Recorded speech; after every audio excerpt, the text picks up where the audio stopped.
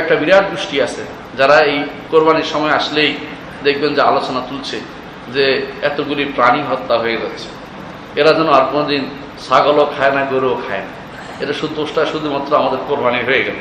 এরা হচ্ছে বিভ্রান্ত, এরা বিভ্রান্ত।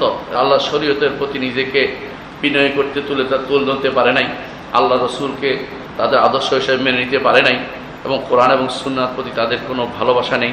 তারা শুধুমাত্র নিজের বিবেক নিয়ে চলছে। এরা বেশিরভাগ পথভ্রষ্ট ছাড়া কিছুই নয়।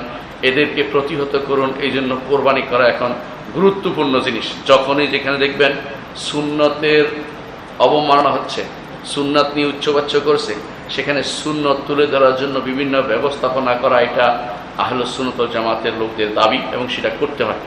ইমাম আহমদ ইবনে হাম্বল এই জন্য বলতেন, কোনো এলাকার মানুষ যদি কোনো তাদের মধ্যে জানা না থাকে যে এই বাচ্চাদেরকে খতনা করানোর বিষয়টা জানা না থাকে, সেটা জানানোর জন্য হলো লোক ডেকে বলতে হবে যে আমাদের অমুককে আজকে খতনা করাবো, তোমরা জেনে নাও।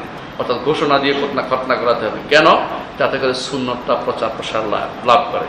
এই জন্য তিনি এই খতনার জন্য দাওয়াত দেওয়া অনুমোদন করেছেন, এই জন্য যাতে করে এইটাদের খতনার সুন্নত সবাই বুঝতে পারে। কারণ এমন একটা সময় আসতে পারে মানুষ সেটাকে আর সেটার ব্যাপারে গুরুত্ব দিবে না। এই জন্য সুন্নাহ যেখানে বাদ পড়ে যাওয়ার আশঙ্কা হয়ে যায়, সেখানে সুন্নাহকে উজ্জীবিত করার দায়িত্বের ভিতরে পড়ে যায়।